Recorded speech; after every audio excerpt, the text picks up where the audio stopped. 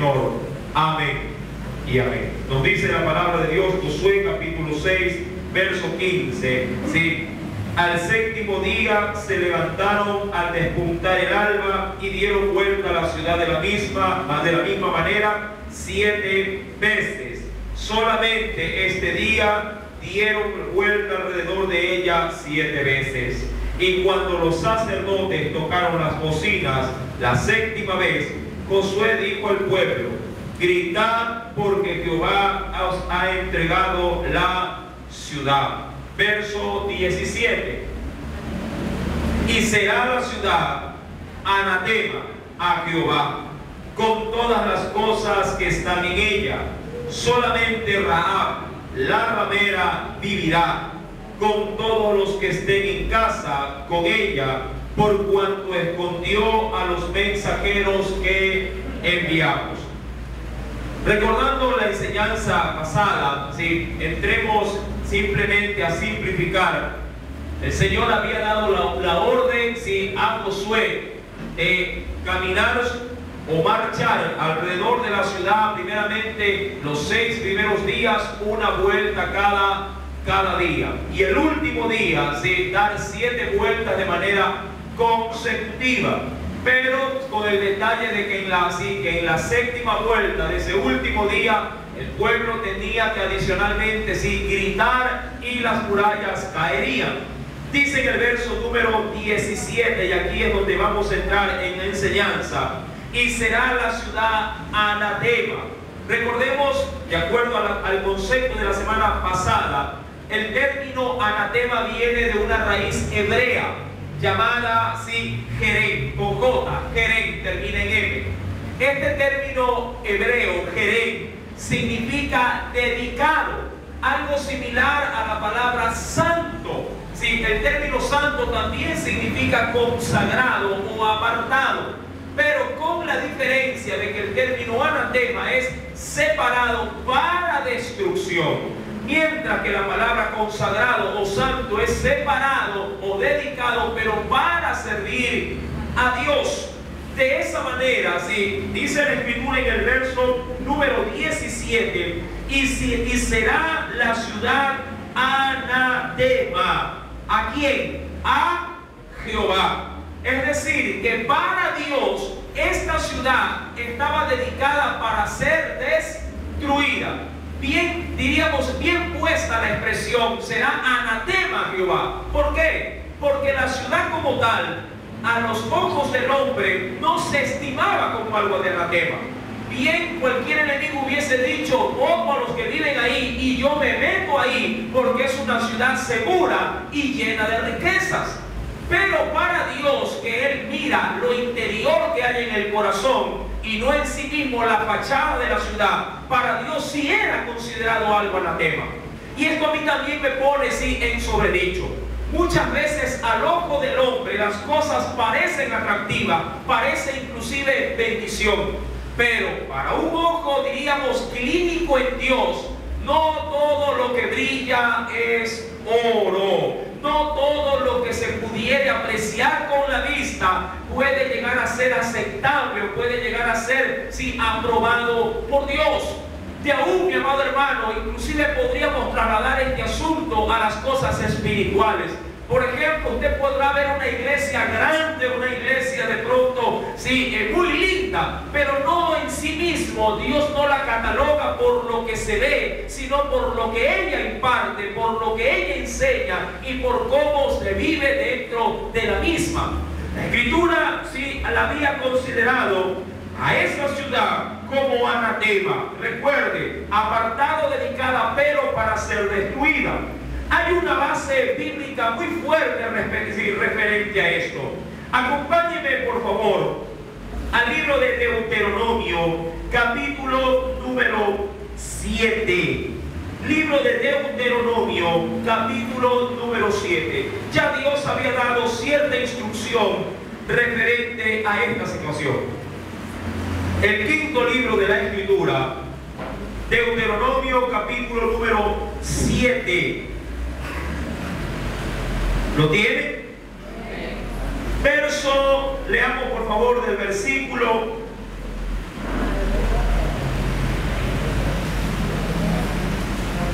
14 al 15. Deuteronomio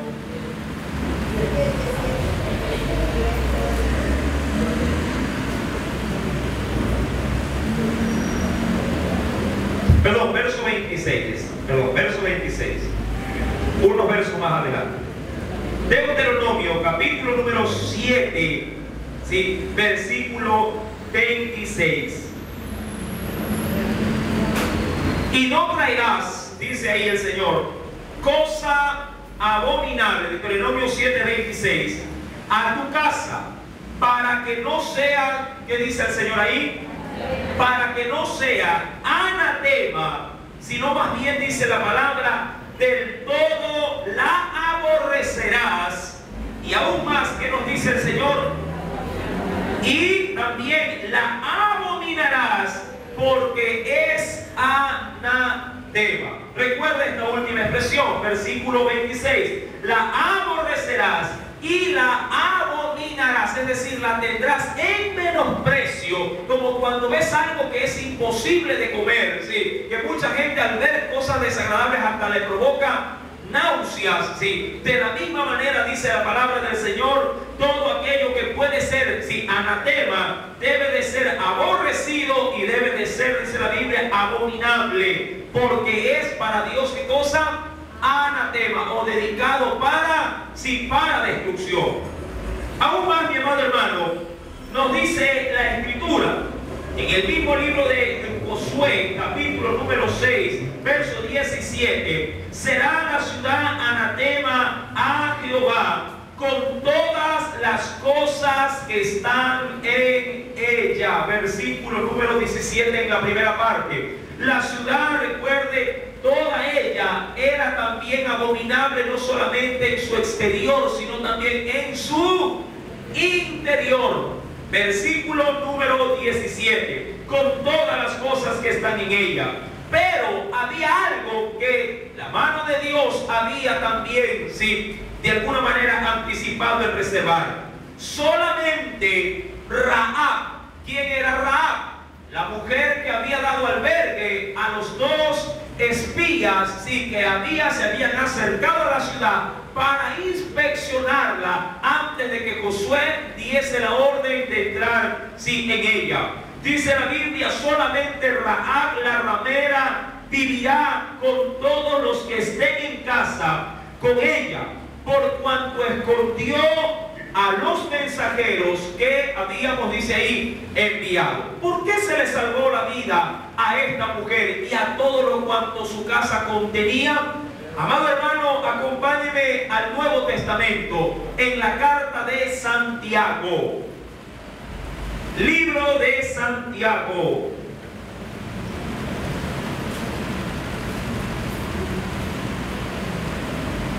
Allá en el Nuevo Testamento.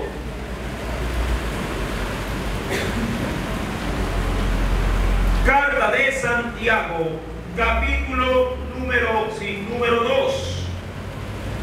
Santiago, capítulo número 2. Mira lo que nos dice el verso número 29.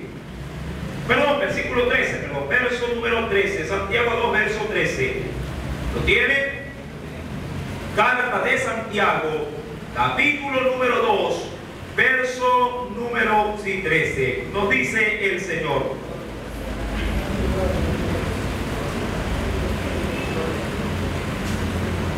porque juicio sin misericordia, es decir, sin piedad, se hará con aquel que no hiciere misericordia. Y dice ahí, y la misericordia triunfa ¿sobre qué? Sobre el juicio. Ahora, meditemos en esta porción. ¿Qué es lo que el texto en sí mismo nos señala? Si alguien no se muestra misericordioso, tampoco habrá de recibir mi misericordia. Amado hermano, esta mujer, recordemos este asunto, cuando le dio albergue a los dos espías, bien pudo haberlos delatado delante del rey, ya que el rey se había enterado que en casa casa de ella, estos dos hombres habían venido, sí, de Israel para inspeccionar la ciudad. Pero esta mujer, pudiéndolos haber delatado con su rey, prefirió callar, prefirió ocultarlos y aún asimismo exponer su integridad, sí, para darle a ellos la seguridad de que no fuesen entregados. Esta mujer actuó con estos hombres de una manera misericordiosa. La Biblia nos dice en el verso número 13, en la parte final, que la misericordia triunfa ¿sobre qué? Sobre el juicio. Ahora, la ciudad de Jericó ya estaba juzgada o no estaba juzgada por Dios. Por sí, por supuesto que sí. Y el juicio había dado un dictamen, un resultado, que la ciudad fuese totalmente destruida. Pero esta mujer, con su acción, demostró misericordia a los hijos del pueblo de Israel y fue tratada de la misma manera. Así como ella sí resolvió guardar la vida de estos hombres, ahora ella se veía beneficiada por la misericordia de Dios a ser guardada así en la muerte con los otros en la ciudad, pero no solamente ella, sino también a todos los que estaban en su casa. Recordando por favor al libro de Josué, capítulo número 6, entendamos entonces que Rahab la ramera, sí, había alcanzado misericordia. Verso número 17 nos dice: solamente Rahab la ramera vivirá con todos los que están en casa con ella, por cuanto escondió a los mensajeros que enviamos. He ahí la razón. Verso 18. Pero, ya hablándole al ejército, sí, de Israel. Pero, ¿qué les dice el Señor, sí, a los israelitas? Pero vosotros guardaos del anatema, y aún más adiciona, ni toquéis, dice ahí, ni toméis cosa del anatema, no sea que hagáis anatema el campamento de Israel y lo turbéis. Ahora, cosa curiosa, y vamos a notar en este verso. Analicémoslo. Verso número 18. Pero vosotros guardaos del anatema.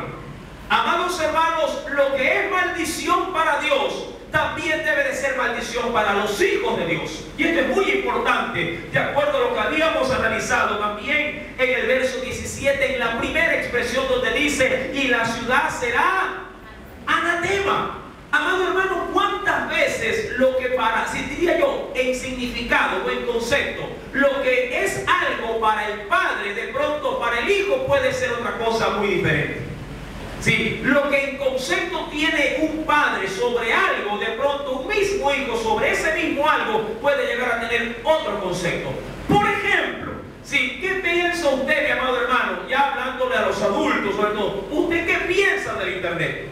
Para un padre de pronto, chapadito a la antigua, dice: para mí eso es algo sin valor. Pero pregúntele usted lo mismo a un hijo de 15, de 14, 16, 17 años. A ver si qué tal es el internet para él. Y él tendrá un significado o un concepto totalmente diferente al que usted tiene. Ahora, eso llevándolo simplemente a concepto.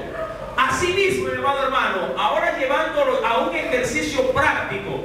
No todo lo que es, de pronto, sí, ya no en concepto, sino en práctica, lo que es útil para un hombre puede llegar a ser útil de pronto para un niño.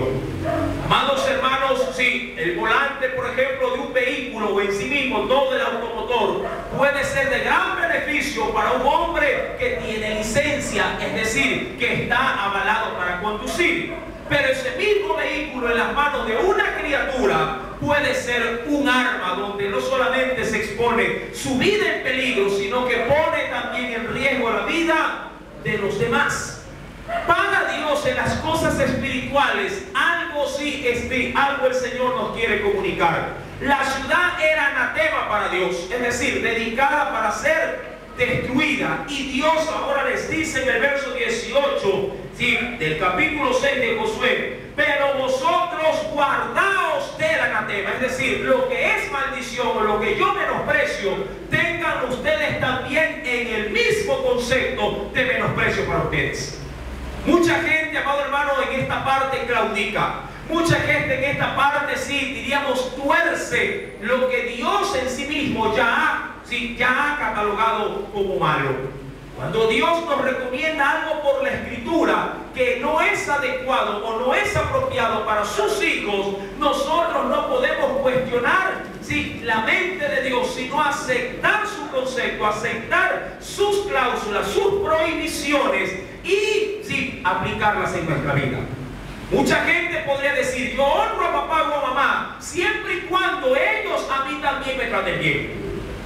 Yo honro de pronto, sí, a un rey, pero siempre y cuando él se muestre favorable para conmigo. Yo de hecho puedo decir: yo extiendo perdón a alguien, pero siempre y cuando esa persona no me maltrate. Amados hermanos, la Escritura en ese sentido no nos da a escoger, simplemente nos pone el parámetro o nos pone la cláusula en este caso del perdón, de perdonar sin necesidad de que yo analice si esa persona se ha portado bien o se ha portado mal conmigo. Eso en cuanto al perdón. Pero ¿cuántas veces Dios a nosotros nos advierte de no contaminarnos? Por ejemplo, hablando de un término que usted y yo lo conocemos como lo es en el área espiritual, acerca de la levadura. ¿Cuántas veces el Señor nos alerta de que no nos contaminemos por nadie ni con nada, porque puede afectar toda nuestra vida espiritual?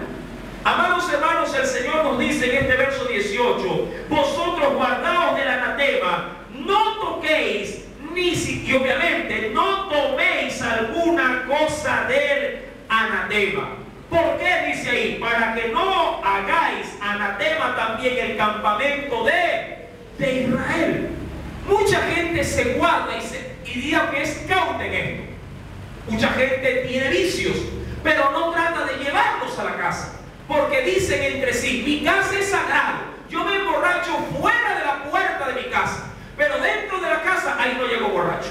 Yo digo malas palabras de pronto fuera del hogar, pero en el hogar ni una mala palabra. Me pego un tabaquito, pero fuera de la casa, pero en casa no, porque mi casa es sagrada. Amado hermano, esto, si bien es cierto, estas acciones que los hombres determinan supuestamente para salvaguardar el hogar, nada tienen que ver con lo que es vivir una vida santa.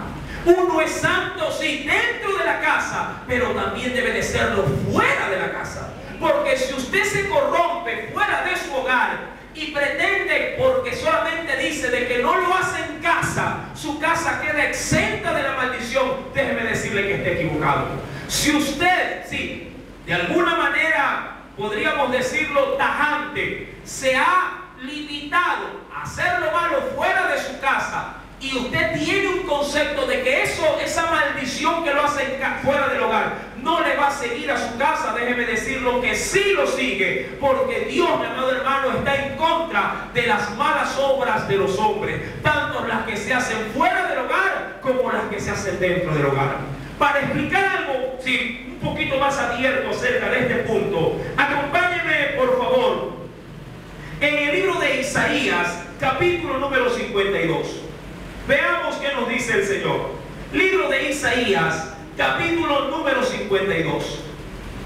El profeta Isaías, capítulo número 52. El Señor le habló al pueblo en su debido tiempo diciéndole. Lo tiene, verso 11.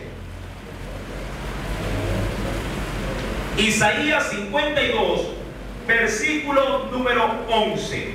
¿Ya lo encontró? Nos dice el Señor: apartaos, apartaos, salid de ahí, no toquéis cosa inmunda, salid de en medio de ella. Y nos dice: purificaos los que lleváis los utensilios de Jehová. Esto hablándole obviamente a quienes, a los sacerdotes, hablándole también al pueblo. Recuerda esta expresión: apartaos, apartaos, eso es consagrados, salid de ahí, no toquéis cosa inmunda. Ahora, ¿Puede un creyente en la actualidad contaminarse como el pueblo de Israel fue advertido de que ni siquiera toque las cosas inmundas que habían en una ciudad llamada Jericó? Pues déjeme decirle que sí. Acompáñeme por favor a la primera carta a los Corintios. Jesús nos dijo que solamente nos podía contaminar aquello no que entre por la boca, sino aquello que puede salir de él, del corazón. Más sin embargo, en Corintios se nos advierte de algo impresionante. Primera carta a los Corintios, capítulo número 5, verso 9 al 11. Mire esta advertencia.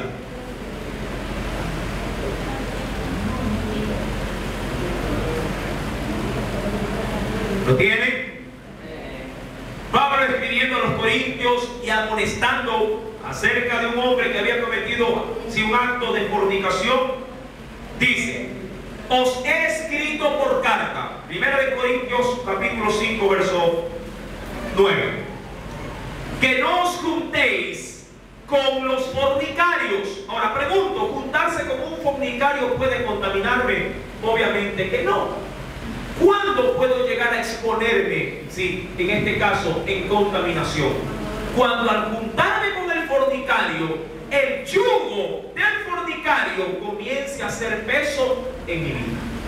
Es decir, cuando mi corazón comienza a albergar, por así decirlo, el estilo de vida o la aceptación de ese estilo de vida, la logre yo de alguna manera tolerar, sabiendo que yo soy un hijo de Dios. Miren lo que dice más adelante: os he escrito por carta que no os juntéis con los fornicarios. Y dice el verso 10, no absolutamente con los fornicarios de este mundo, dice ahí, o con los ávaros, o con los ladrones, o con los idólatras, pues en tal caso, ¿en qué, verdad? ¿Cómo lo mira la Escritura? O sería necesario salir del mundo, porque la verdad, ¿quién no ha pecado? ¿O quién no está en pecado? Verso número 11. Entonces, ¿a qué se refiere? Más bien os escribí que no os juntéis con ninguno que, llamándose hermano, ahora esto es una etiqueta, llamándose hermano, porque no lo es, fuere fornicario, avaro, idólatra, maldiciente, borracho, ladrón, y dice ahí, con el tal, ni aún, ¿qué cosa? Ni aún comáis. Entonces, ¿qué podríamos decir? Hermano, me puedo llegar a contaminar con alguien, que practica tales cosas, pero que diríamos, de etiqueta hacia afuera se muestra como un hermano. Pues déjame decirte que sí. ¿Por qué, mi amado hermano? Porque la tolerancia frente, diría, hasta al corazón entenebrecido, endurecido, si uno no lo reprende, si uno no lo exhorta, entonces aprueba sus obras. Cuando usted, mi amado hermano, camina en comunión con alguien, pero que anda en pecado, obviamente usted acepta ese estilo de vida y le está dando su aprobación. Aunque cuando usted no lo practica, el hecho de no reprenderlo, de no llamar la atención, la Escritura dice que a mí me puede causar un gran conflicto. A mí me puede causar, un gran daño. Digo esto también complementándolo con lo que dice la Biblia, y acompáñeme por favor. Nos dice en Gálatas capítulo número 5, carta de los Gálatas, capítulo número 5, un texto que usted lo conoce de memoria, verso número 9.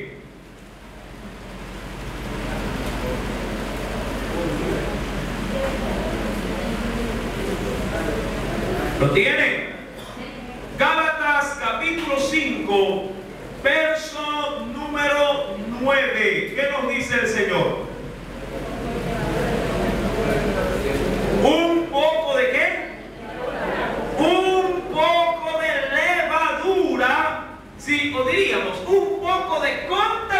contaminación, una pizca de contaminación, que dice, termina de leudar o de inflar o de hinchar toda la masa. Es verdad, usted tiene la obligación de estar con un pecador para predicarle acerca, ¿sí?, del arrepentimiento con respecto, ¿sí?, a su mala manera de vivir, para que venga Cristo. Pero si usted hace de esa amistad, ¿sí?, diríamos un compromiso, una ligadura con él, y no reprende su mala manera de vivir, entonces usted está aceptando la mala manera de vivir. Y Cristo en ese sentido sí nos advierte a que nos cuidemos de la levadura, entre comillas digo esto, levadura de los hombres, es decir, la contaminación de los hombres. Miremos por favor y veamos, ¿sí?, qué más tiene que decirnos nuestro Salvador. Acompáñame al Evangelio, ¿sí?, de Mateo.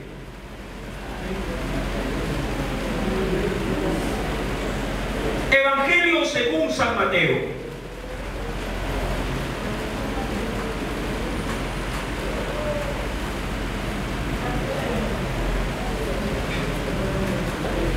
Capítulo 16.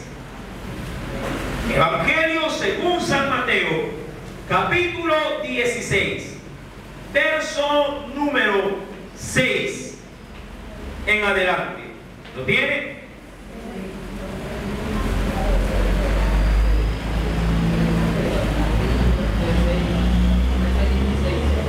Mateo 16, versículo 6 en adelante.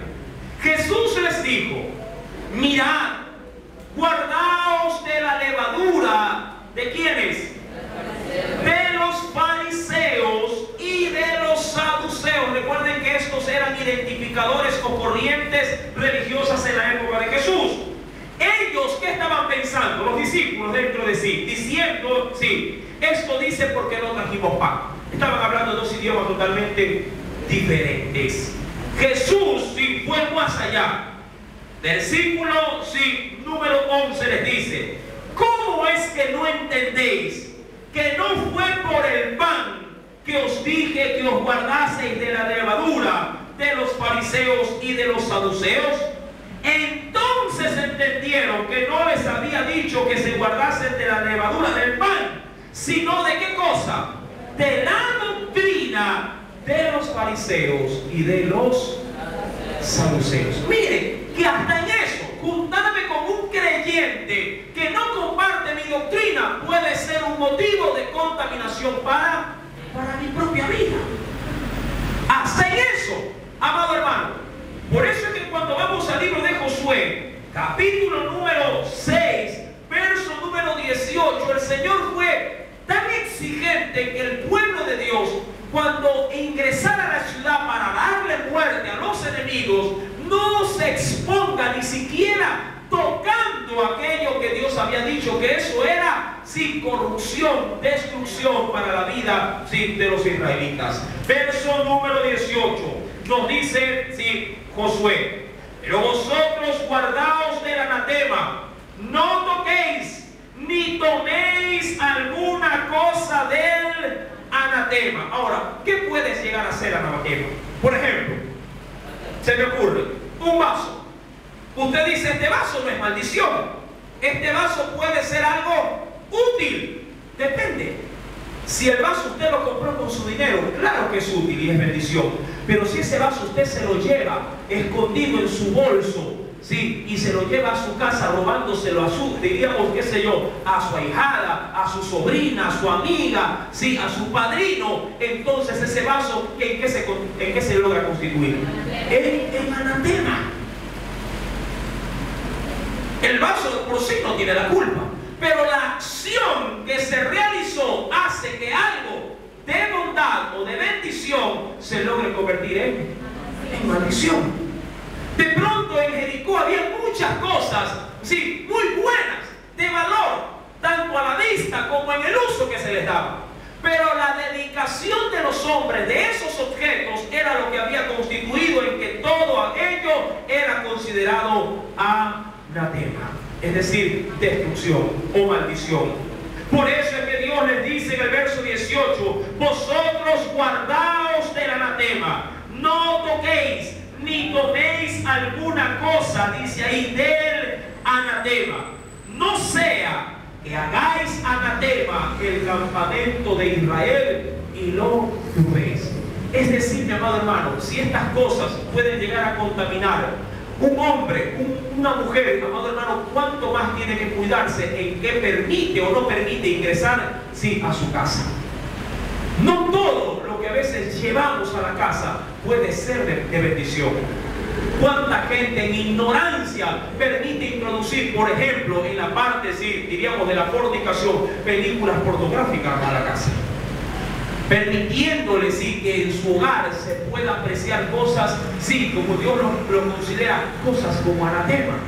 Aún a la iglesia del Señor, así como lo dijo Isaías capítulo 52 verso 11, también a la iglesia del Señor Dios le habla y le dice que no toquemos las cosas inmundas, ni mucho menos le demos la apertura a cosas en el hogar, y no solamente a cosas, sino también, diríamos, a influencias o vidas que también pueden contaminar tu propia vida. Segunda carta a los Corintios capítulo número 6, mira cómo el Señor nos alerta respecto a esto. Segunda carta a los Corintios, capítulo número 6.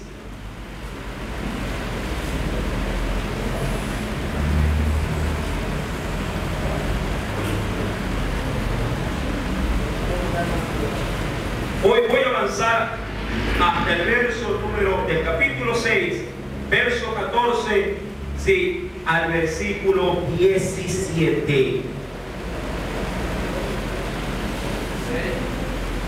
Segunda de Corintios, capítulo 6, verso 14 al 17. ¿Lo tienen?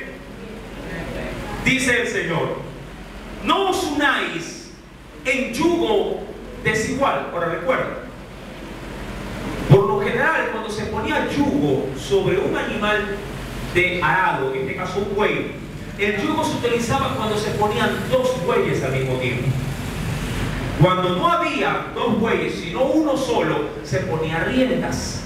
Pero cuando habían dos bueyes dispuestos para arar, entonces se echaba un madero sobre la nuca del animal, juntamente con la nuca del otro animal, para que ambos pudiesen sí caminar al unísono, sin perder la distancia del uno al otro, para que el surco que ellos iban arando con el arado, sí, sea de alguna manera recta.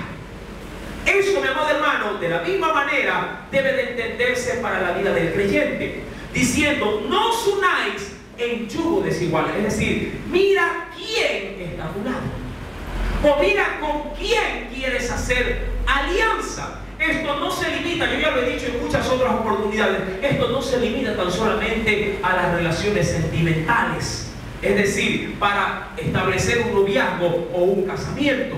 Esto también se limita, esto también se extiende aún más si aquellos que bien pudieran estar formando parte de nuestra vida, es decir, un compañero en el colegio, un amigo en el barrio, un compañero o un trabajador en la empresa, es decir, aún, mi amado hermano, con aquella persona que la Biblia lo considera como nuestro prójimo. Dice la Escritura: no os unáis en yugo desigual, y de manera atacante nos dice: con los incrédulos. Ahora, la incredulidad usted la puede encontrar dentro de la iglesia y fuera de la iglesia.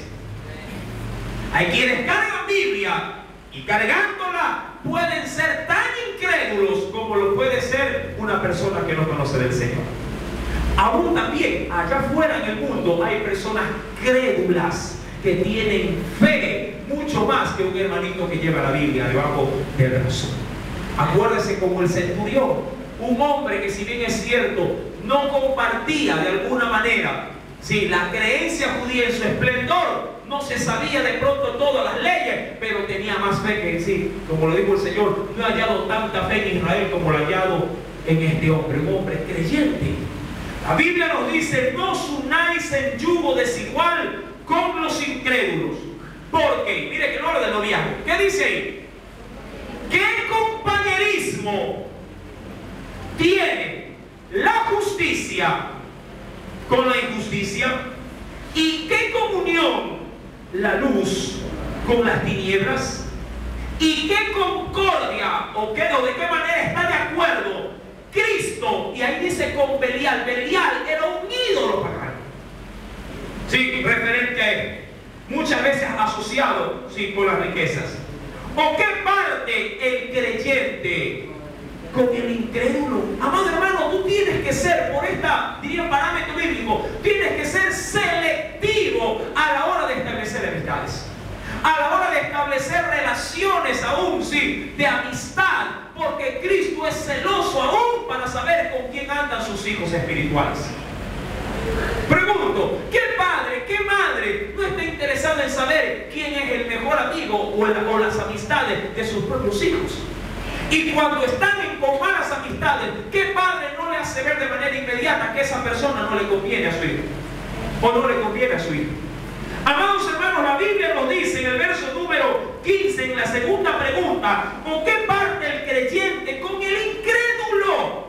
Tú le estás hablando de que Dios proveerá, y ese otro, de pronto tu compañero te está hablando, sí, de que de alguna manera, sí, él no sabe si mañana irá a comer. O sea, hay dos idiomas diferentes. Tú estás hablando, mi querido hermano, de pronto de cosas espirituales, y él te está hablando de fútbol, te está hablando de pronto de cosas terrenales, que no digo que está mal, pero que a la verdad, a la hora de establecer un vínculo de crecimiento para tu vida, no es en sí mismo el estímulo que tú necesitas. La Biblia nos dice en el versículo número 16 ahora, ¿y qué acuerdo hay entre el templo de Dios y los ídolos? ¿Qué te considera a ti y a mí Dios a la hora de vernos en nuestro cuerpo, que nosotros somos templo del Espíritu Santo? Imagínate, tú estás con tu vida consagrado sirviendo a Dios y tu compañero está consagrado sirviendo al Barcelona, sirviendo al Emelec, sirviendo, sí, a las riquezas. Pregunto, ¿qué compañerismo puede haber con una persona que tiene su mirada en la tierra y tú que la tienes en el cielo? La Escritura nos dice en el verso 16, porque vosotros sois templo del Dios viviente. Óyelo bien, ¿qué eres tú para Dios? Templo del Dios viviente. Como Dios dijo, habitaré y andaré entre ellos y seré su Dios y ellos serán mi pueblo. Y mira, repite lo que está en Isaías. Por lo cual, salid de en medio de ellos. Pregunto, ¿hasta qué punto tú obedecerías este parámetro? ¿Te acuerdas cuando hablamos acerca de la ciudad? Mucha gente de pronto, de manera muy superficial, dice, pero si la ciudad es bonita. Usted podría decir lo mismo con una amistad, pero si esa amistad es buena, si esa persona, la verdad, es favorable, mira, salid en medio de ellos y apartaos. ¿De quiénes? ¿De qué estamos hablando en el trasfondo? De todas aquellas personas o de aquellas cosas o de aquellas de pronto corrientes, sí, que te pueden de alguna manera torcer tu corazón y lo pueden llegar a contaminarte. Recuerda a lo que leíamos en la carta también, sí, de Corintios, en la primera carta, refiriéndose a que no os juntéis con ninguno que siendo idólatra, blasfemo o ángaro, sí, ¿qué cosa? Se haga llamar hermano.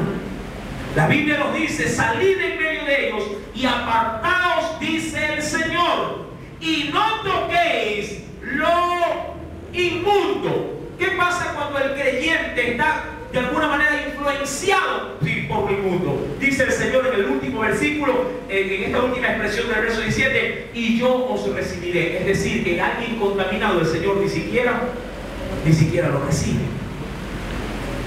Ni siquiera lo recibe.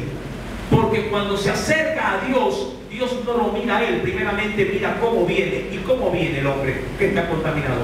Sucio por el pecado. Amados hermanos, es de entender entonces cuando retornamos a Josué capítulo número 6, verso número 18, que la advertencia era valedera.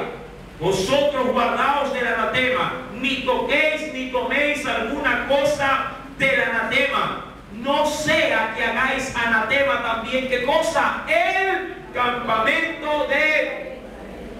Si usted se contamina, mi querido hermano, con el pecado, se contamina de pronto con un adulterio, y usted va así a su hogar, usted no puede pensar y decir, ay, eso lo cometí allá afuera, eso lo cometí allá en el hotel, eso lo cometí en el trabajo, aquí a mi sigue la maldición? Pues déjame decirte que la maldición sí ingresa contigo en tu hogar. Claro que te sigue. ¿Por qué? Acompáñame a la Biblia y mira lo que dice Deuteronomio. Si tú te estás ensuciando o revolcando en el pecado, la maldición te sigue a donde tú estés. Deuteronomio capítulo 28.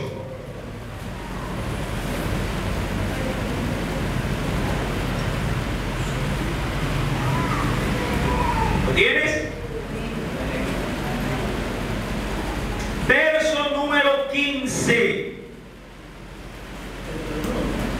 Deuteronomio capítulo 28. Verso número 15. Pero acontecerá, si no oyeres la voz de Jehová tu Dios, para procurar todos sus mandamientos y sus estatutos que yo te intimo hoy, mira lo que dice, que vendrán sobre ti todas estas maldiciones. Y mira cómo termina ese texto. ¿Qué dice? Ah, que yo lo cometí allá. No, dice ahí, y te alcanzarán. Por más apartado que quieras estar de ello, te va a terminar afectando. Amado hermano, sí, la Escritura menciona que si alguien toma brasas de fuego, no se quemará acaso.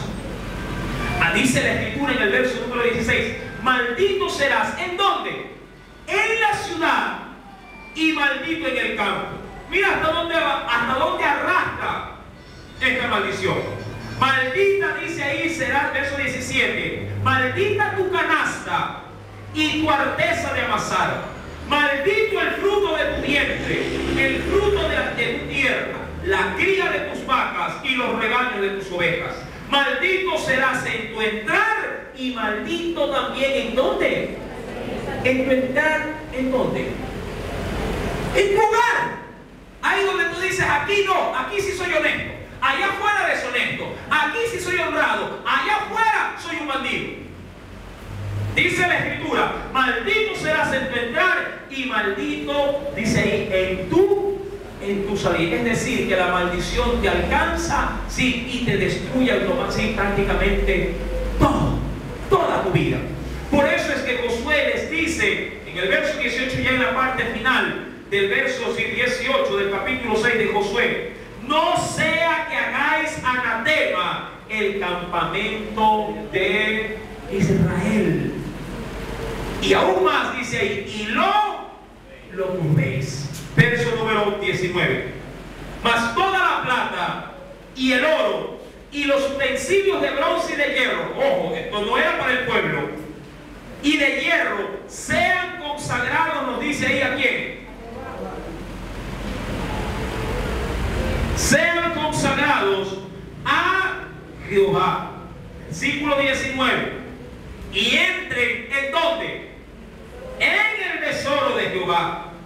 Entonces el pueblo gritó y los sacerdotes tocaron las bocinas. Y aconteció que cuando el pueblo hubo oído el sonido de la bocina, con gran vocerío, y el muro, ¿qué terminó siendo el muro? Dice ahí, y el muro se derrumbó. El pueblo subió luego a la ciudad, cada uno derecho hacia adelante, y la tomaron. Y destruyeron a filo de espada todo lo que en la ciudad había: hombres, mujeres, jóvenes y viejos, hasta los bueyes, las ovejas y los asnos. Mas Josué dijo a los dos hombres que habían reconocido la tierra: recuerda que alguien habría de salir si bien librado de esto. Entrad en casa de la mujer ramera y haced salir de allí a la mujer y a todo lo que fuera suyo, como lo jurasteis. Y los espías entraron y sacaron a Rahab, a su padre, a su madre, a sus hermanos y todo lo que era suyo. Y también sacaron a toda su parentela y los pusieron ¿dónde? Dice ahí, fuera del campamento de Israel. ¿Por qué no dentro? porque podía, ¿qué cosa? Contaminarse. Ahora, algo curioso de este escenario es que esta mujer, que si bien es cierto se portó misericordiosa con los espías, sí hizo algo, diríamos, sublime.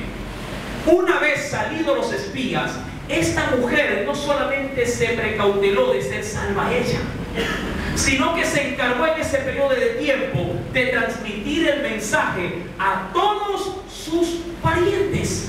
Mire la importancia, amado hermano, de pregonar el Evangelio una vez que el Evangelio llega a tu vida.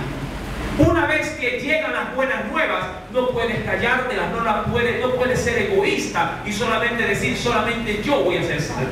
Esta mujer se había preocupado que en su casa, recuerda, versículo número 23, en su casa estaba también su padre, su madre, sus hermanos y también dice y toda su parentela. Si habían primos, si habían sobrinos, tíos, todos estaban en la casa. No sé cómo habrán estado, pero algo era seguro: esta mujer había peleado por su bendición y no escatimó esfuerzo alguno para que en el momento del juicio la gracia de Dios fuese también alcanzada a todos los suyos, cumpliéndose un viejo versículo que usted y yo lo conocemos: cree en el Señor Jesucristo y serás salvo tú y tu casa.